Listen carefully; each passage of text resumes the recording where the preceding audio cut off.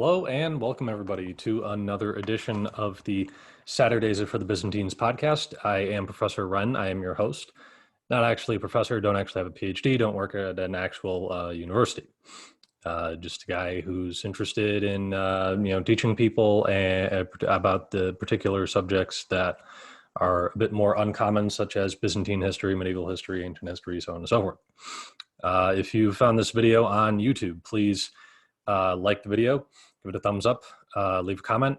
Some people had said that when I had been uploading these video podcasts, you couldn't comment. I was marking it as made for children.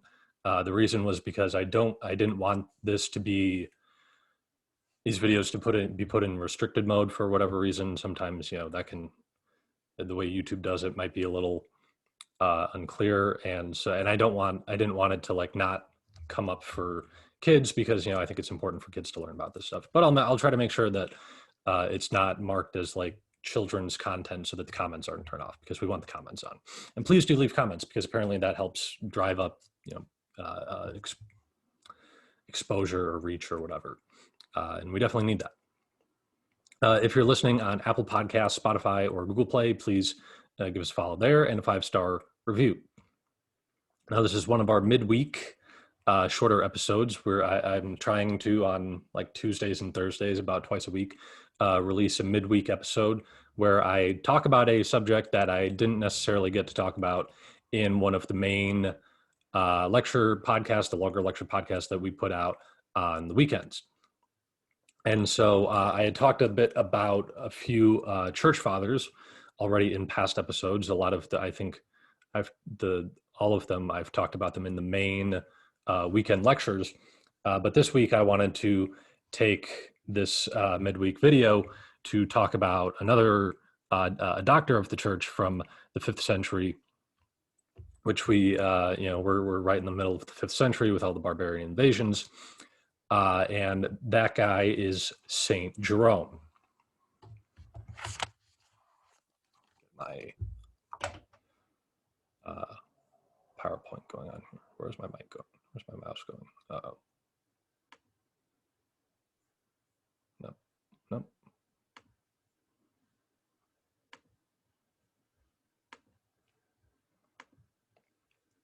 Here we go.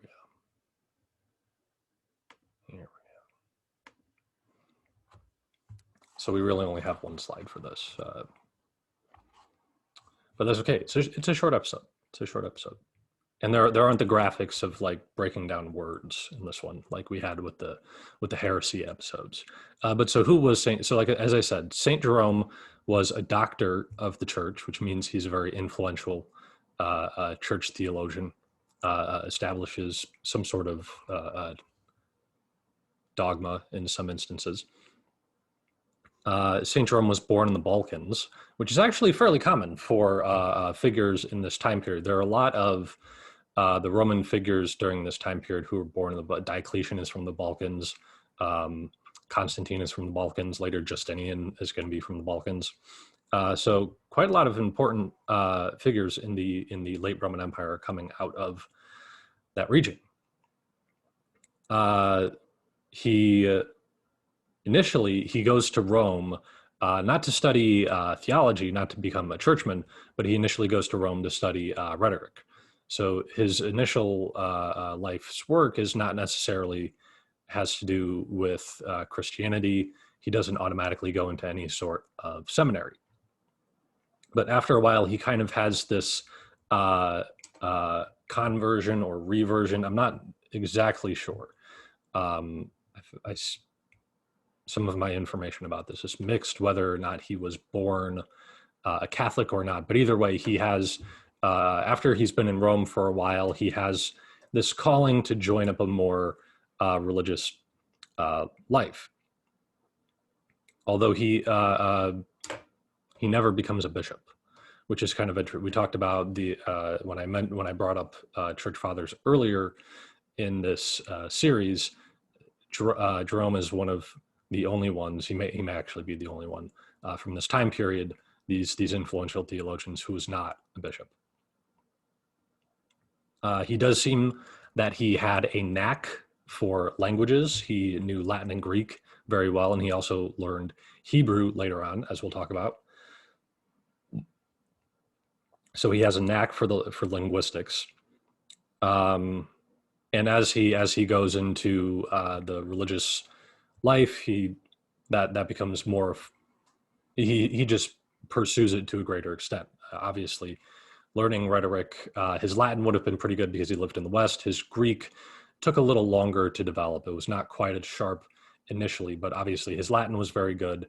His Greek became very good, and he learned Hebrew so well that he's going to translate the entire Old Testament from the original Hebrew into Latin.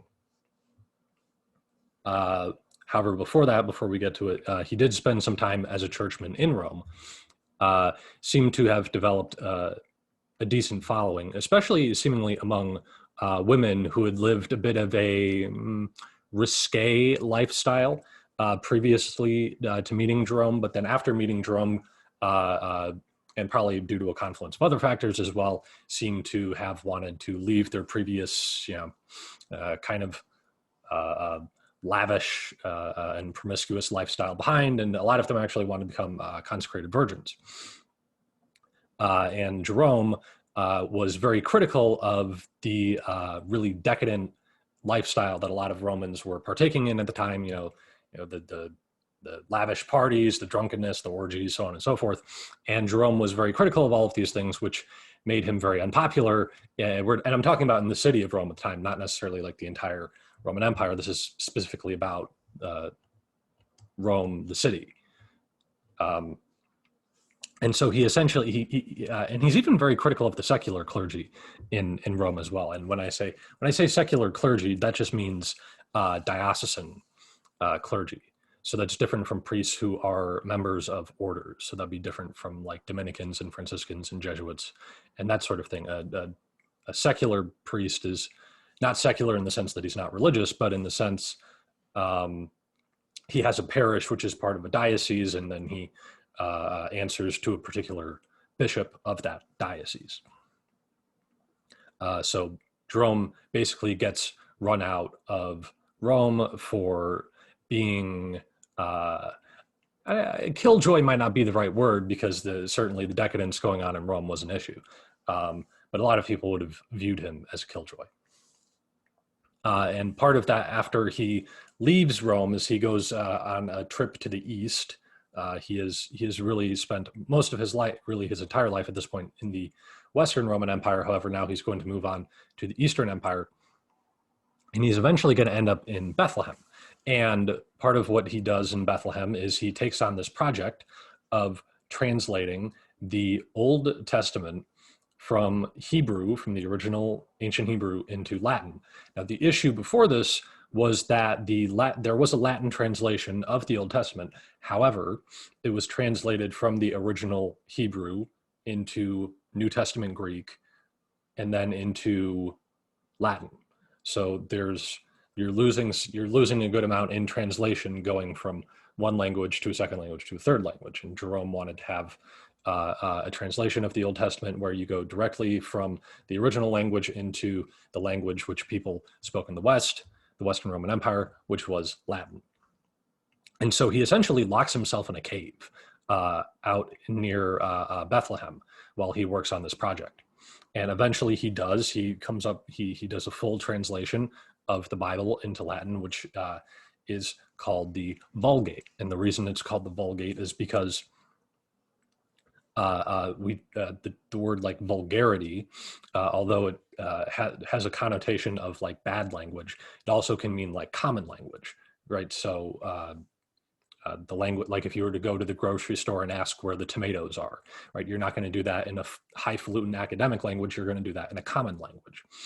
And that's why Jerome's translation of the Bible was called the Vulgate, because it was written for the Latin-speaking population of the Western Empire, because their previous translations were just not quite. I mean, not that they were bad, but it's that they could be better, right? And that's what Saint Jerome makes, and that's really what he's known for. Jerome is is the Vulgate, that translation of the Bible from the original Hebrew into Latin. And again, he is recognized as a doctor of the church. And so who says that Catholics don't want people to read the Bible? So that is all I have for you today. It's just a little short bio on our friend St. Jerome. So if you've made it this far in the video, please be sure to give us a like if you're watching on YouTube, and also subscribe to the channel and hit the notification bell so you never miss another video.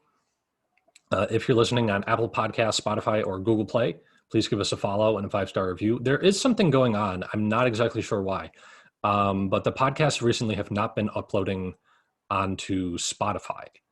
They're when I upload them through Podbean, they'll go through to Apple Podcasts, and I'm not sure about Google because I don't have a Google Pixel phone. But the last several episodes have not been they have not gone through on Spotify, and I'm really not sure why. I tried to reach out to their customer service team, but maybe I have to reach out to Podbean's customer service team. Either way, even if you do typically listen on Spotify, I don't know exactly how you're finding this now. You may think I'd have just given up on the podcast, but if you typically listen on Spotify and you found this on YouTube or Apple Podcast or Google Play, just listen to us on there until we can get the Spotify thing worked out. You can also follow us on Instagram at academics_95, and that's spelled ACADEMIX_95, where I post updates to the show and other fun things that I find across various historical topics. It's not just about Byzantine history. It's also about, Roman history, general ancient history, medieval history, and even more early modern and modern stuff that I find that might be interesting, that I think you guys might be interested in as well. And you can also follow us on Twitter at Professor Wren on Twitter. And so that's all I have for you guys this time, and we'll see you guys this weekend for our lecture. I believe we're doing the Vandals this week. So stay tuned for that, and I'll see y'all next time.